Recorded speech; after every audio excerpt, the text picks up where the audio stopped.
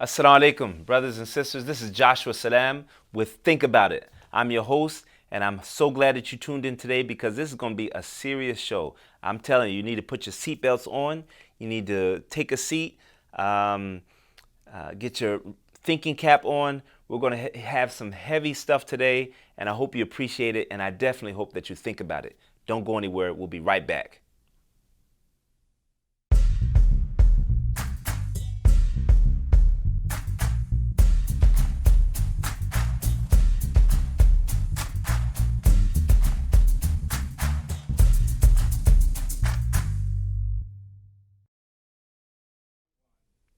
Assalamu alaikum, sisters and brothers. You have tuned in to Think About It with Joshua Salaam. I'm your host, and this is brought to you by pennyappealusa.org. We want to thank our sponsors. Look, I'm changing up the show today. This segment is a lot shorter than it normally is. I'm just going to talk to you for a few minutes. I have an amazing guest. I'm going to talk to him for a long time, and I know we're probably going to go overtime. So excuse the format of the show, but we're changing things up today.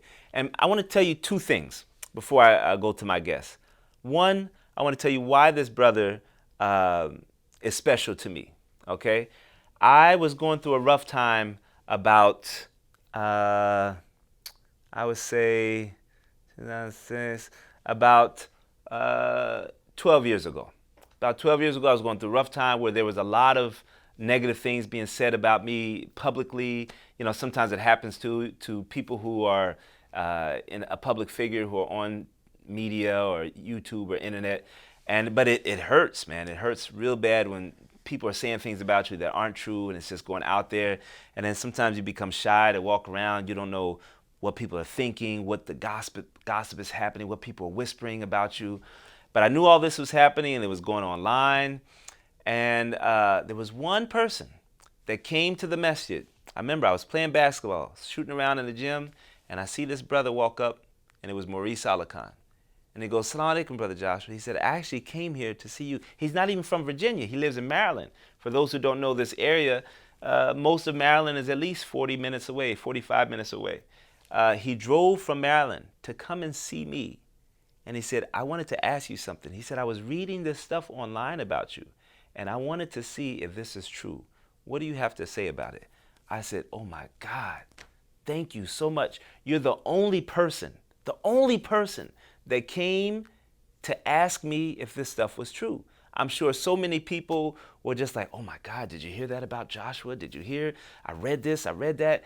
And, you know, he really exemplified something that I felt was in the Quran, which is if you hear something, validate it, verify it. Don't just take something and run with it, especially with your Muslim brothers and your Muslim sisters. You need to verify this information. And he put that into action. And he came to me, and he gave me an opportunity to give my side of the story. And so from then on, he just had a special status with me as a person of good character. And he is here to tell you a story about, it's a very sad story. So it's kind of hard to do it on the show because, you know, this show, Think About It, you know, we kind of have games at the end, and it's kind of light, and we're still going to try to make all that happen. But we're going to put in this story about Dr. Afia Siddiqui, and he's going to tell you her story. And we really want you to know that there's some rumors out there. Now here it goes back to about verifying information. There's some rumors that she passed away or that she died.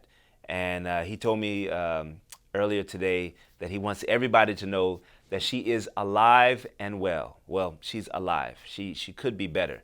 And she's in Texas right now.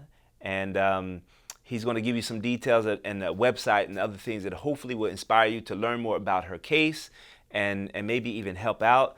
And I think, you know, the inspiring thing for me is that in America, you can get kind of comfortable. Even with, you know, low income, poor neighborhoods in America, it's relatively okay when you look at other places in the world where they don't even have, you know, basic places to have a roof over their heads, or they have to walk several miles to get water. You know, most places in America, you can turn on a faucet and get water, right?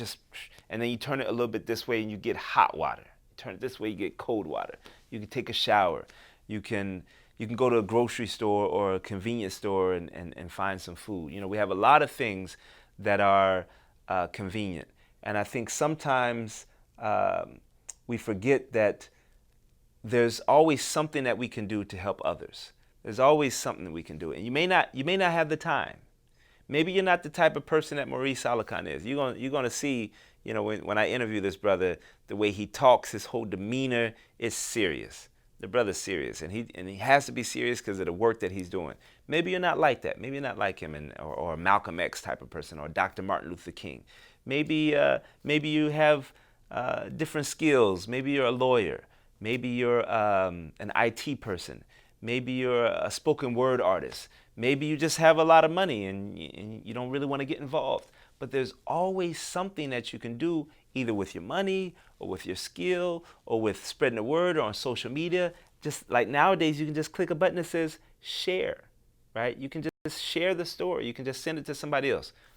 We want you to listen to this segment, see what you can do to help out. So don't go anywhere. This is going to be a serious show. I'm bringing on a serious guest. His name is Brother Mauri Salakhan, and you are watching Think About It with Joshua Salaam, brought to you by pennyappealusa.org.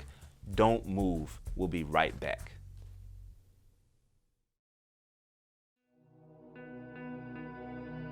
Penny Appeal USA is really just an idea that manifested itself into an organization. We wanted to spearhead the next generation of humanitarian organizations to focus on true sustainability, transparency, and innovation. And though we're only a year old, we think we're well on our way to accomplishing that. People told us that what we were doing would never work. Put computers in low-income school districts? No one's going to support that. Develop an app that places social services at the fingertips of refugees, undocumented immigrants, and working-class families? You guys are crazy. And perhaps we were, but at each point, we knew that our supporters, folks like you, would be there. Whether you've supported us in the past or not, we hope you'll join us on our mission to end cyclical poverty, one sustainable program at a time.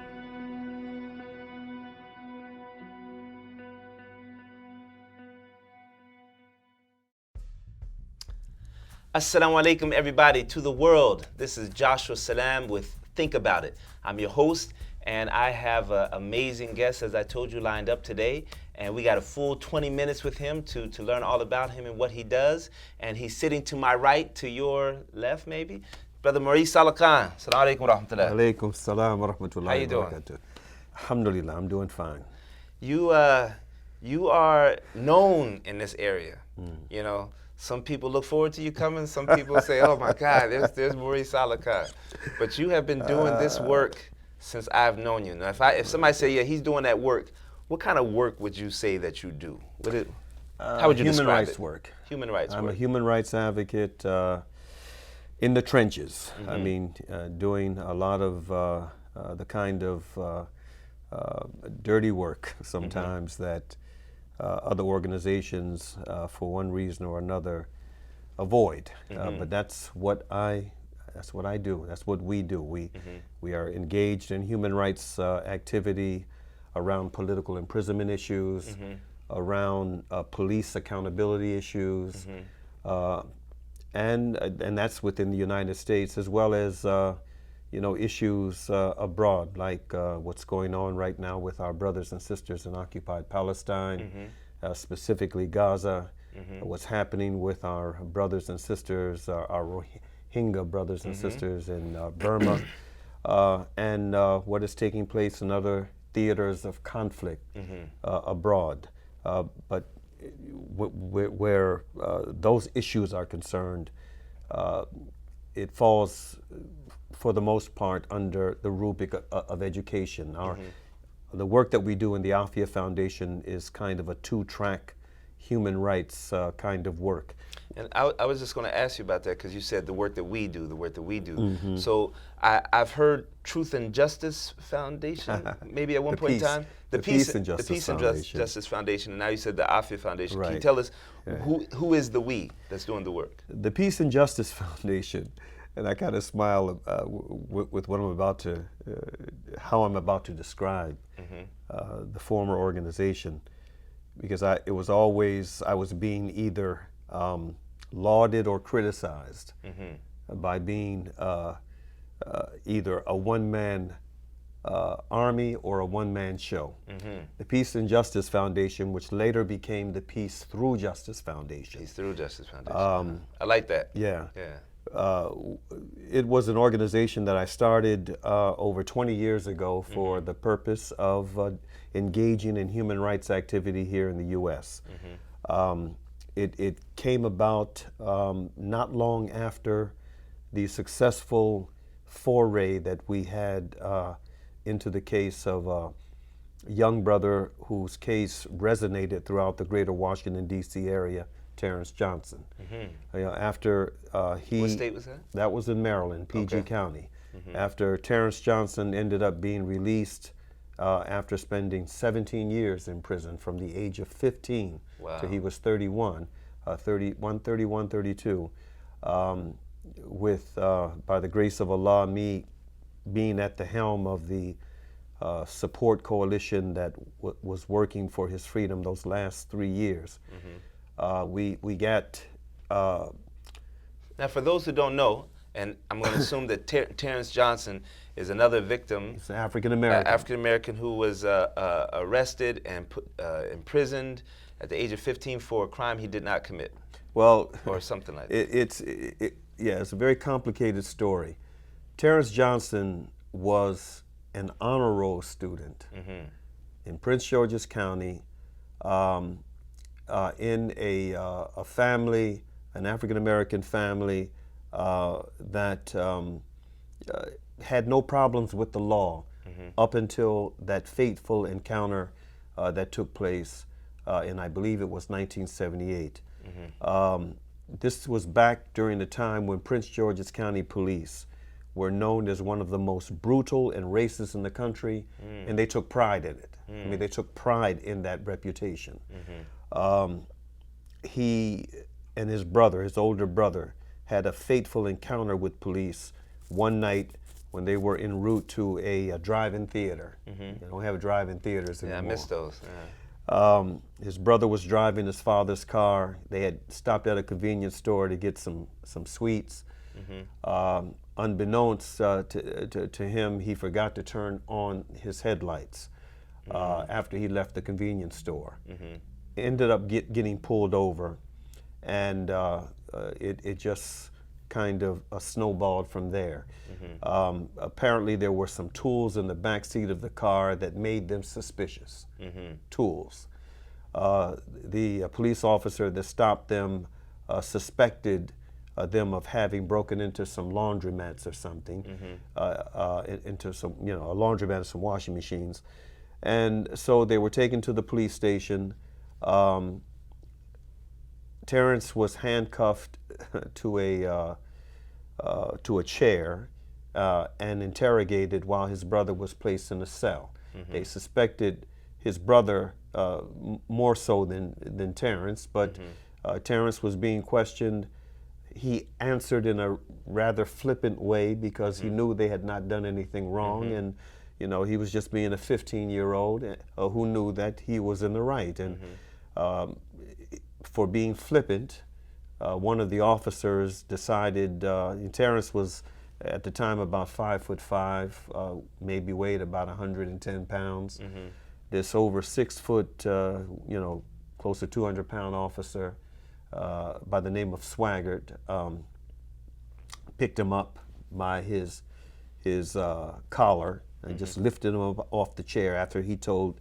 Trying to show him how to show respect or something. And he took him and threw him into a processing room, and after that happened, you could hear the sounds of Terrence being beaten, and within seconds, I guess within a minute or two of that happening, a gunshot goes off.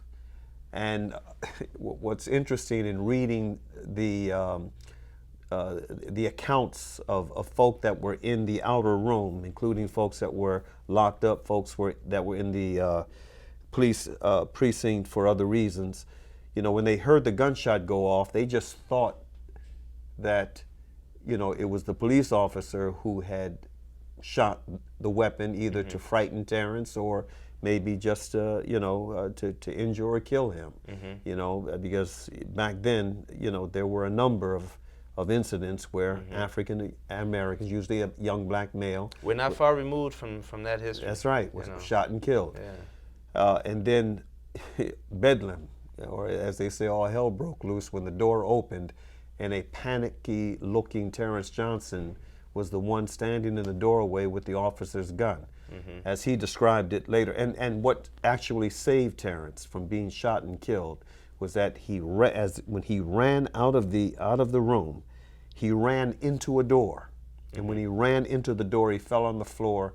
The officers pounced on him and it took him into custody in that manner. But he had shot the officer, and the way that he described it later during the trial was that when the officer was beating him, he put his arms around the officer in an attempt to, try to hold on to him and smother the blows. And he said the officer kneed him with such force that when he kneed him, Terrence had his hand, and he didn't realize it, on the officer's gun, and it just ripped out of the officer's holster, and he ended up shooting him, and he killed him. Another officer ended up also being shot and killed that same night, but the belief was that he was shot in the precinct. He was shot by friendly fire. That the belief was that he was shot accidentally by friendly fire. Wow. And so anyway, Terrence, at the age of 15, ended up being charged with 2 counts of first-degree murder, and he was the first juvenile to be charged as an adult. Wow. If he had been convicted of that count as an adult, he would have been sent to the electric chair. Wow. But what's really interesting was in Prince George's County in the mid to late 1970s, a mixed jury of blacks and whites ended up arriving at a compromise verdict. They did not convict Terrence of first-degree murder. They convicted him of I think it was first or second-degree manslaughter and illegal use of a handgun. And ironically, Terrence got more time for the illegal use of a handgun than he did for the manslaughter conviction. He got 25 years, which was the max. And on the day that he was sentenced, the judge who presided over the sentencing, over the case, over the trial, he said to him, "Young man, you should be glad of 3 things." I'll never forget this. I wasn't there, but I read it later. He said, "You should be glad of 3 things. You should be glad that someone had the wherewithal to hire a good attorney for you, had the wherewithal and the means to hire a good attorney for you. You should be glad that those officers allowed you to live on whatever the date was. And then lastly, you should be glad that I'm limited by law as to how much time I can impose in this case." He gave him the maximum. Terrence ended up going into one of the worst prisons in Maryland as a juvenile, and no doubt he suffered from the officers, from the personnel at that prison. What is interesting from what I read later, years later, and also heard, was that within and among the inmate population itself, because of the notoriety of his case, he ended up getting a certain amount of protection from many of the black prisoners that were there. Wow. I mean, but still, I mean, he was put through a lot of hell. But anyway, this at the is end living. of the day, this is living history. Yeah, That you guys are hearing from Mauri Salakhan, and look that case up if you want to read more about it. 1978. Terrence Johnson. Yeah. There's 2 things that I want to ask you about in the time that I have left. I want to. You mentioned something, and I'll tell you what they both are before you start. One is, you said that you try to do this work that a lot of institutions, for some reason, are not doing. And I have been witness to seeing you trying to make announcements at different masajid and trying to press not your cause. It's never your cause. It's always somebody else that you're fighting for, some other cause that you're at the forefront of, and you get a lot of pushback. So I wanted you to talk about, why do you think that is? That's one. And 2, you gave a good narration of the case that kind of set it off for you, that you were early involved in. And then I want you to tell us about the most pressing case that you think our audience needs to know about now. Okay. So those two things. Okay. The reason why I believe we have gotten the pushback that we have received over the years is because of fear, apathy, and kind of twisted allegiances. First of all, our priorities are not as they should be. Islam places tremendous emphasis on the dissemination of truth and the establishment of justice. Enormous emphasis is placed on peace through justice and on truth. In order to be able to engage in this kind of witness, and that's what it is. It's a witness. Iman, your faith, has to be strong. Your tawakkul, your trust in Allah, has to be strong. If either of these are not as they should be, then the moment you are tested, the moment you are tried, it's going to show. Faith is not something you can fake. You either have it or you don't. And generally speaking, this is something that we as Muslims, just like every other faith community, we have to work on. We have to work on deepening the well of Iman and the trust in Allah subhanahu wa ta'ala. And there's a beautiful benefit that derives from embracing this kind of test.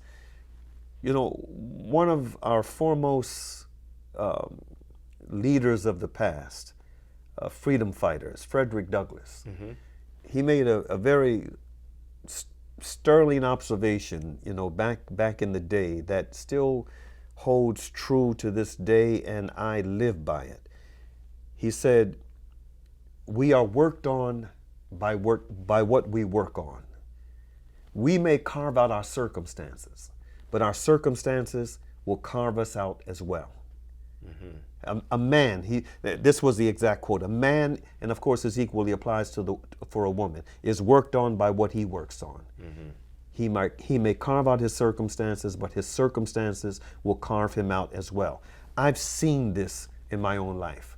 People often ask me, how did you get into this work? Did you study this in school? Right. No. Yeah, I asked you that earlier. No. This is something that I learned OJT. On the job training for those On who the don't job know. training. I learned it by doing it. And it's a manifestation of that truth incorporated in that sterling quote. You've made your from mistakes Douglass. and you learn from That's it. And right. you try it That's again right. and you tweak That's it right. and you keep going. That's right. And so I'm always trying to encourage leaders and activists to stand tall in the face of challenge. When our political prisoners are going through their tests and their families are going through their tests, it's not just a test for them. It is a test for us as well. That's right. We are being tested as well.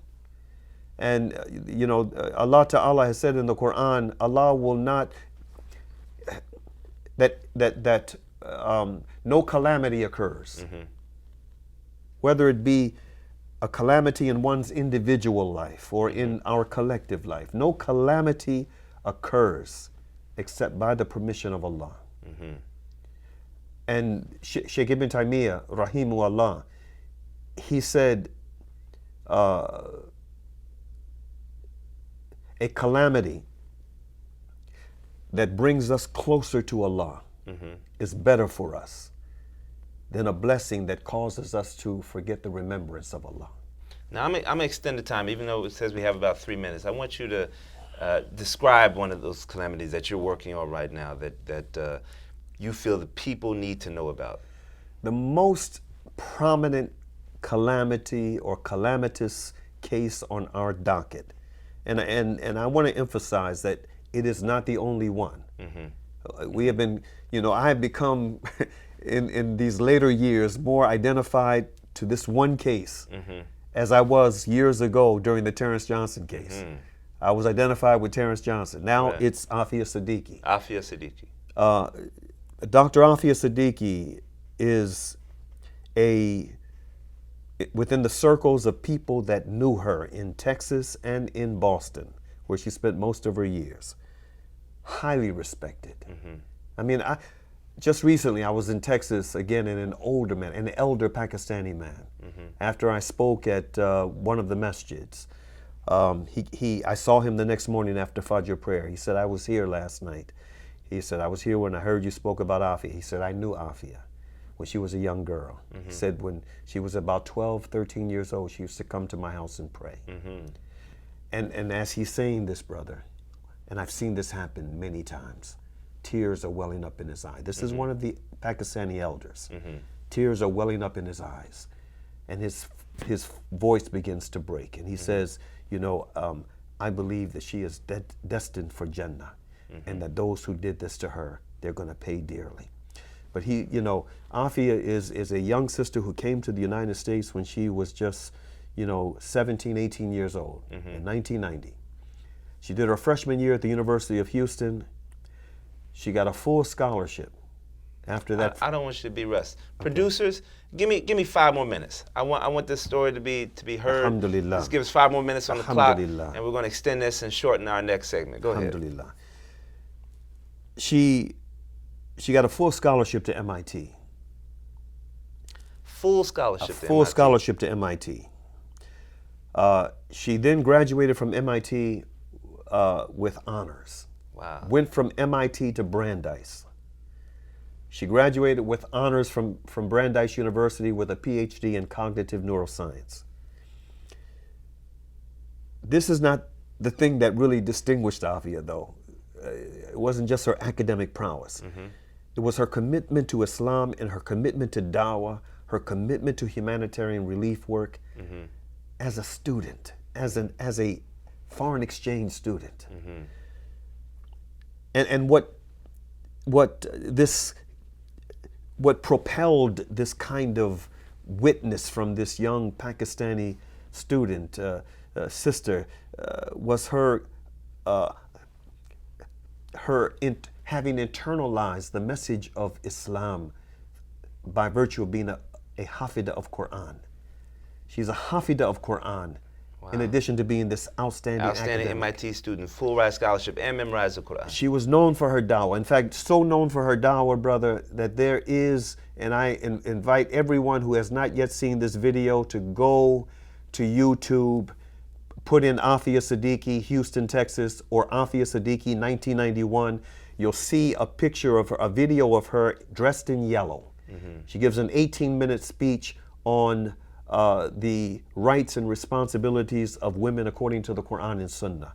You'll see how mature she was, spiritually mature she was at that time, just watching her deliver this speech. And subhanAllah, the MSA president who introduced her, he introduced her by saying she had already been designated the Dawah coordinator. This is at the University of Houston. She had already been designated the Dawah coordinator at MIT before she even got there. That's how far her reputation traveled. And subhanAllah, this young sister, man, What happened? She goes back home after 12 fruitful years in the United States. 2002, she goes back home. She's already married. She's had 2 children, a son by the name of Ahmed, a daughter by the name of Maryam. She's pregnant with young Suleiman. She's married. She had an arranged marriage that didn't work out. She goes back home. Within months of her returning home, her ex-husband divorces her, marries someone else. She gives birth to Suleiman. 6 months after his birth, she gets into a taxi cab in Karachi, her home city, on her way to the airport to visit a maternal uncle in Islamabad. She never makes it. She has her children with her. The taxi is stopped, they're forcibly removed, and then they're disappeared. This happens in March of 2003, the end of March 2003.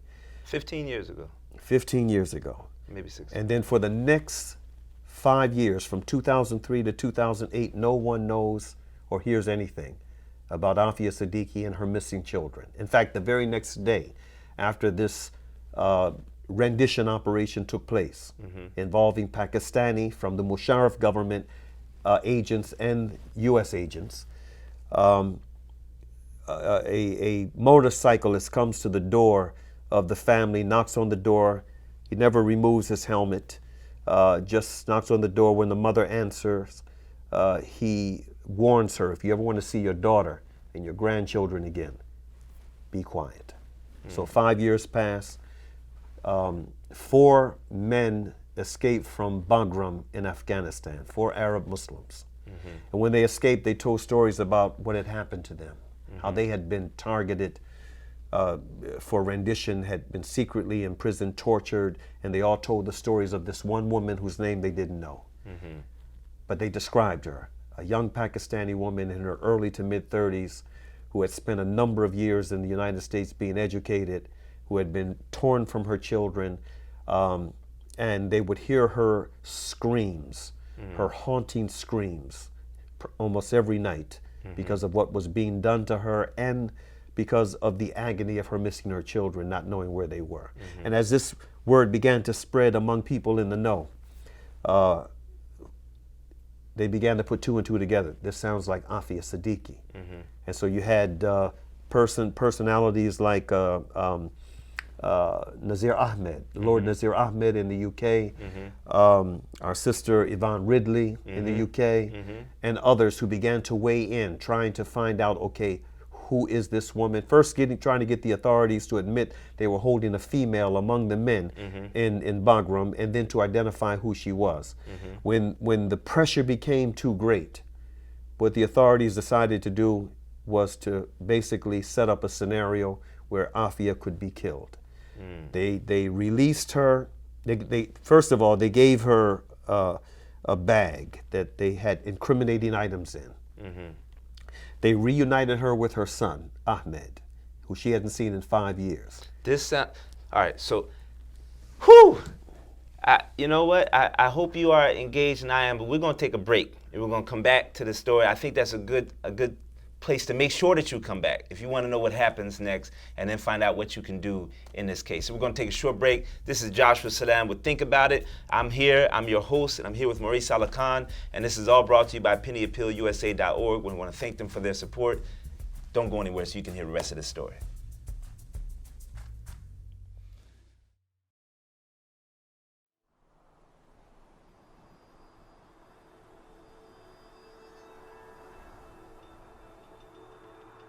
Since August 25th of this year, over 600,000 individuals have fled from Myanmar into bordering Bangladesh.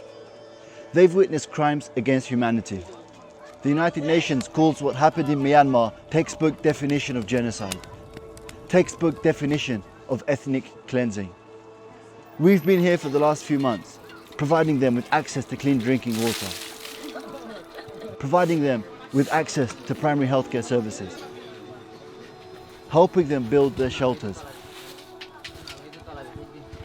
as well as giving them weekly food distributions.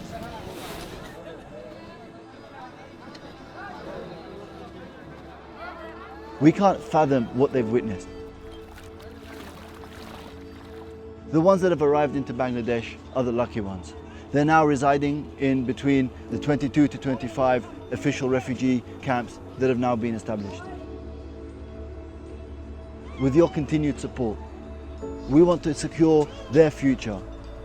We want to stay for the foreseeable future so that we can dig more water wells, so that we can provide them with more medication and more medical advice, so that we can help build more shelters, especially with the winter coming and the cold setting in.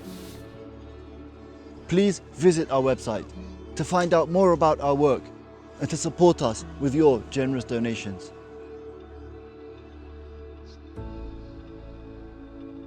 Thank you.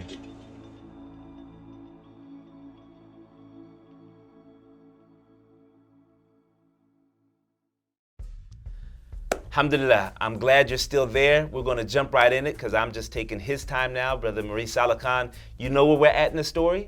And let's jump right back into it with the story of Dr. Afia Siddiqui. Okay, so Afia and her son were reunited, and they were basically set up to be killed. Afia and her son were taken to an area outside of a governor's compound in Afghanistan, in Ghazni. And they, right after they were released, an anonymous person made a call to the authorities to say there is this non-Afghan woman and this young boy outside the governor's compound. We believe she may be a suicide bomber. We believe that the intent was for Afia to be shot on sight by Afghan police or soldiers on suspicion, and if that had happened, case closed. Allah Ta'ala intervened. Afia either heard the adhan or she saw a masjid and went inside. And in that part of the world, women don't go into the masjid. She went into the masjid. It aroused the curiosity and, of course, the attention of the men who were there. Alhamdulillah. Alhamdulillah, that prevented her from being shot on sight when the authorities arrived. They just took her into custody. But after taking her into custody, taking her to an Afghan police commander's compound, they put her and her son behind a curtain. A little later, when American authorities arrived and got into this argument, basically with the police commander over custody, they wanted Afia turned over to them. When Afia testified, when she heard the voices of the Americans, she began to feel panic.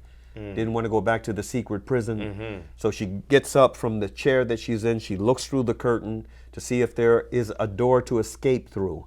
When she looked through the curtain, an American soldier who was sitting directly across in this small, crowded room panicked. He jumped up and he shouted, "The prisoner is free." Took out his revolver, shot her in the stomach. She fell back on the bed. They rushed behind the curtain. Then, hell broke loose. The Afghans are insisting that she get medical treatment. She ends up being helivac to where she can get medical treatment. After she got it, she was stabilized. They brought her back to the United States in violation of Afghan sovereignty and international law, and then concocted a story to cover why she was shot. They claimed that one of the soldiers laid his M4 rifle on the floor. She came through the curtain like a female Rambo, picked it up off the floor, took the safety off of it, and tried to shoot her way out of captivity. SubhanAllah, that is. She probably never held a weapon in her life. SubhanAllah. So anyway, that's where we ended up with, leading up to Afia Siddiqui being put on trial roughly 18 months later, found guilty despite all the evidence in her favor, and then given an 86-year sentence by a judge who applied terrorism enhancements in a case that wasn't a terrorism case.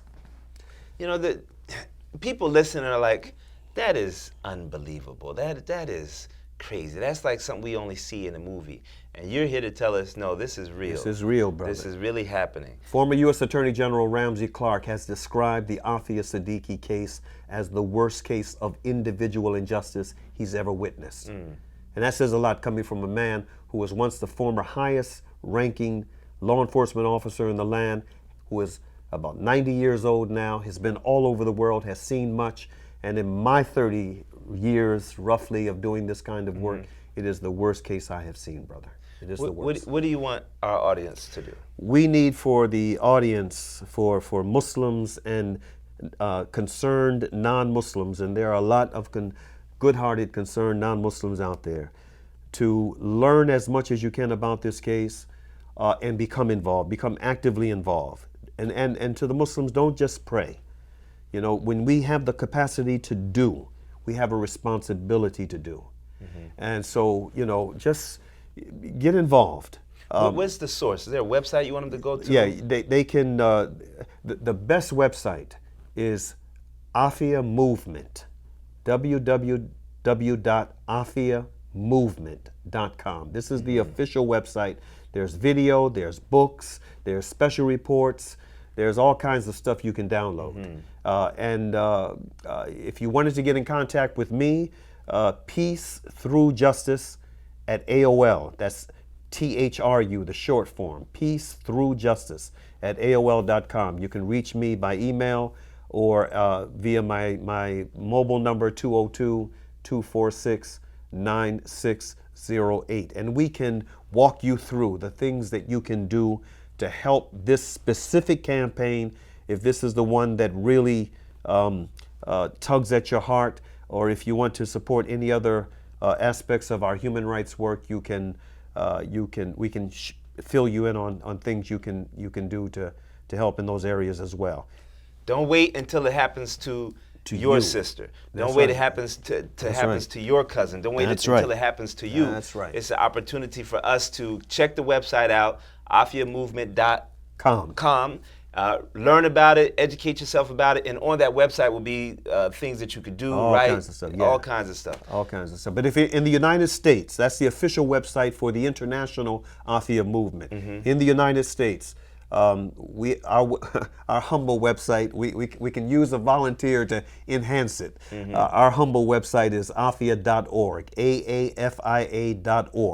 There's a little bit of information there. But more importantly, again, email me, and I can walk you through things that you can do to help in this case or to help in any other case or issue that we are presently involved in. And there's always including Dr. Tariq Ramadan. And there's always something that you can do. Yeah. So even he said, they need help building up their website to make it even more engaging. That's if right. that's a skill that you have, check their website, email him, and where can they email you at again? Peace Through Justice, THRU, at AOL.com. And please don't forget our political prisoners. Don't forget Imam Jamil Abdullah Al-Amin and so many others. And I mention Imam Jamil specifically because this is a brother who has done a tremendous amount of work even before he embraced Islam. That work continued after his Islam, and we have not measured up to the challenge of Imam Jamil, as prominent a figure as he is, and with as much as he has done. SubhanAllah.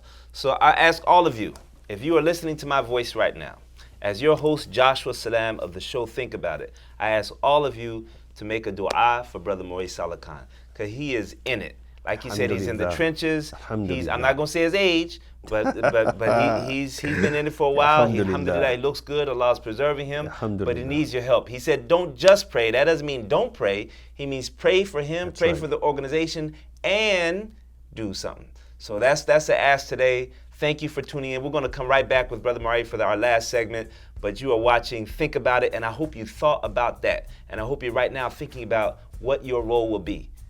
Come back. We got a little bit more with Think About It with Mauri Salakhan. Thank you, Penny Appeal, and we'll be right back. We're in the Gambia right now, and we have a very special program. For $45, you can feed an entire family. And this food, especially in the month of Ramadan, is going to be so helpful because obviously you're going to get the reward of feeding the fasting person as well. So for $45, you can help feed a family for an entire month. And we're doing this in 13 countries. Find out more at the Penny Appeal USA website, pennyappealusa.org.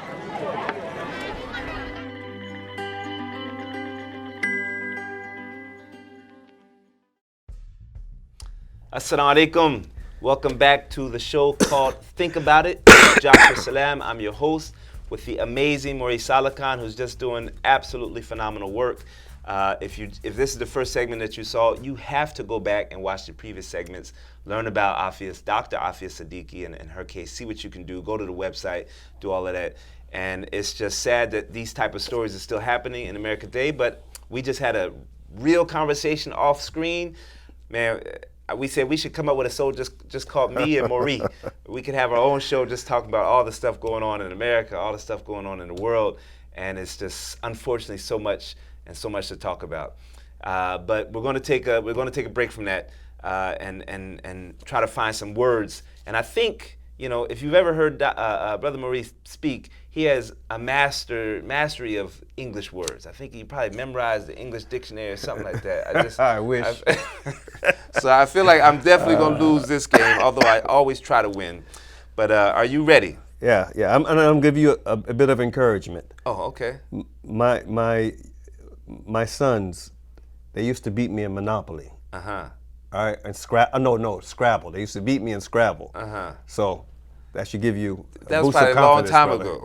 That was probably a long time ago. All right, here we go.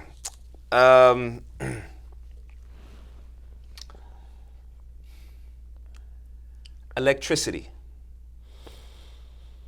General Electric.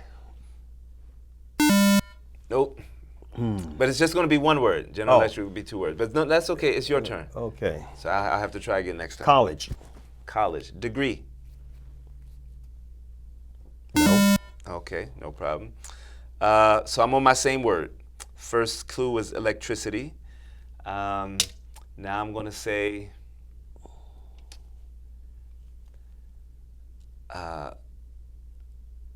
copper. Wire. Yes. Yes, all right. I got one. Your first clue was what? College. College. Okay. Okay. Teacher. Professor. Yeah? All right. Where's it at? Tie game. Ladies and gentlemen, I feel good. I'm tied with Brother Mauri Salakhan. That says a lot. All right, here we go. Next word. Sun.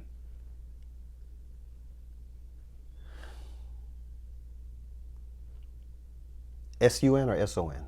Good question. S-U-N. Shine. No, no. No problem. Your turn. Teresa. Mother. You got it. Hey, man, that was a good, man, he just passed me up. Brother Marie is on it. All right, I'm still on my second word. I said sun. Now I'm going to say flash.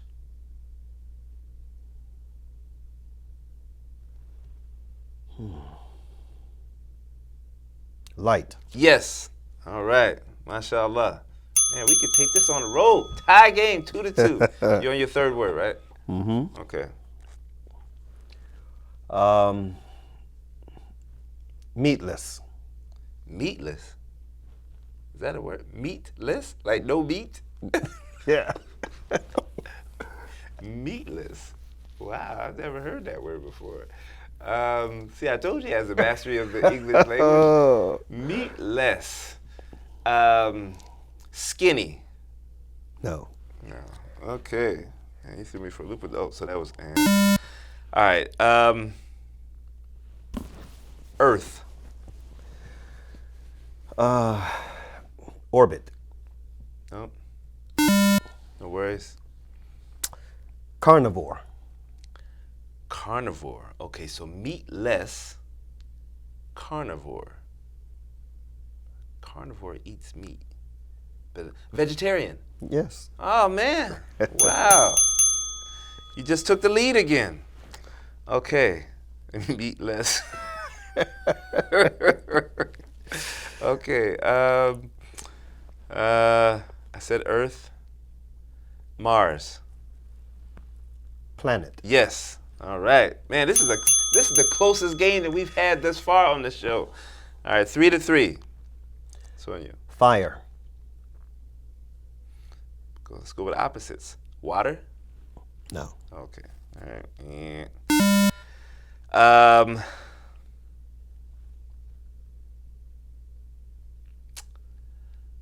Exxon.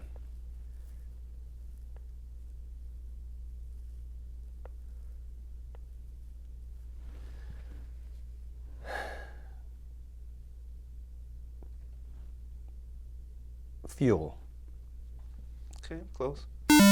Your turn. Wait, what was your first clue? Fire wasn't really a good clue. Okay. This is a better clue, especially connected to the first. Truck. Hose? No. Ah, but man. That's a good guess. Fire truck, hose. Okay. Okay. I said Exxon. Now let's say car. Gas. Yes. All right, I just took the lead.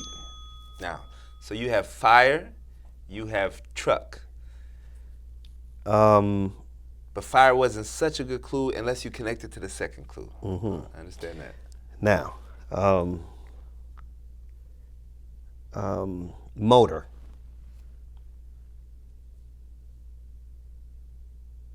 Engine? Engine. Oh, okay, all right. Where you at? Tie game once again. Now it's basically whoever gets this next word wins. All right, whoever gets the next word wins. All right.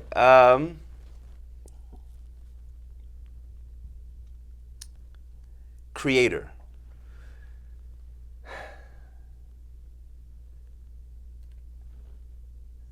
Creator. I mean, the first word that comes to mind for me is Allah. Takbir! All right, now you go. Let's see if I can get your word. Okay. If you can get me to say this word, Okay. and one guess, it's tie game. All right. Muhammad. First word that comes to my mind is prophet. You got it. Hey, wow. That Tie is game. the first time that has happened Alhamdulillah. on the show.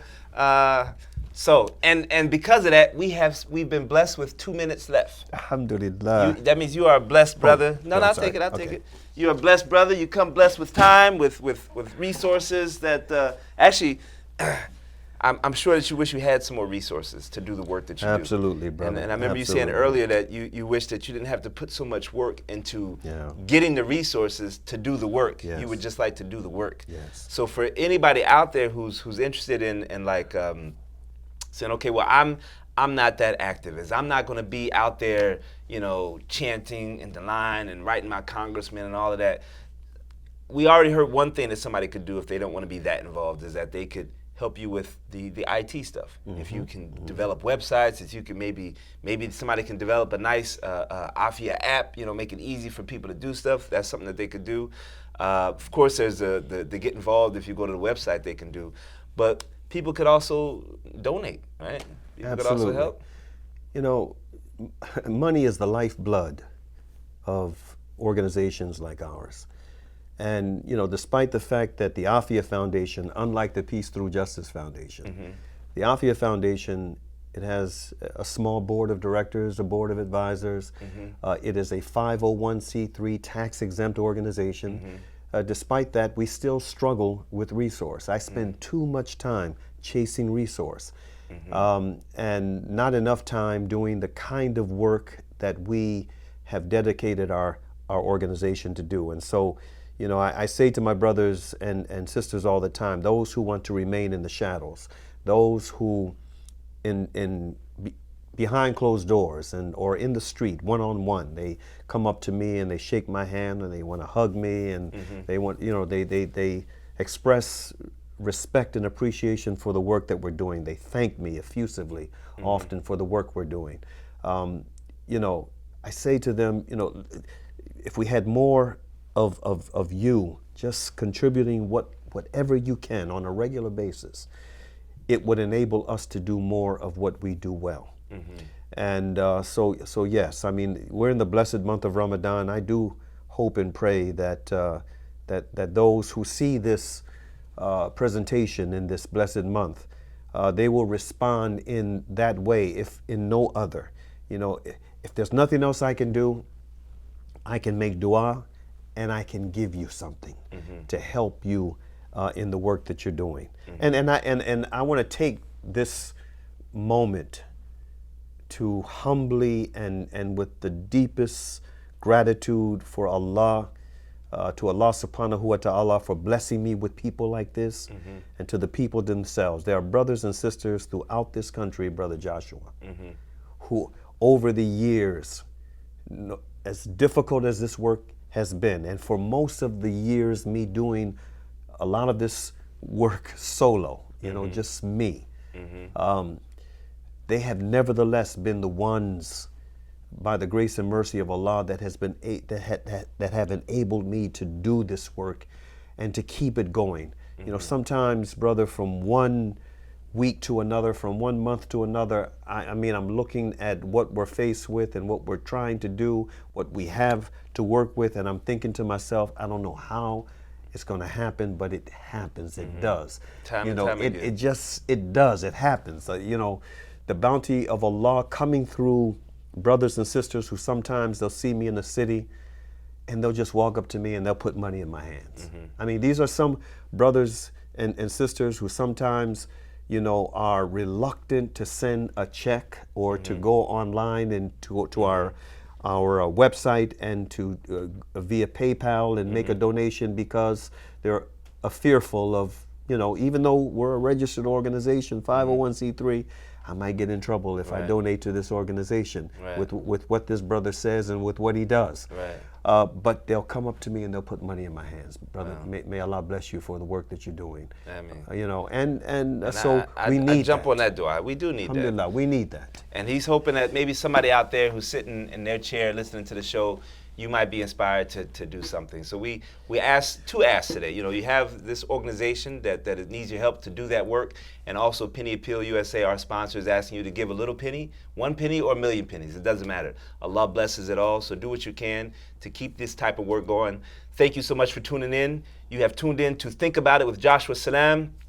This was an overwhelming show. We changed it all up from Mauri Salakhan. Longer segments, shorter segments, whatever. But thank you so much. We'll see you next time. Assalamu alaikum wa rahmatullah. This Deen TV video was made possible in part by Penny Appeal USA, Small Change, Big Difference, and by Recycle Processes Incorporated.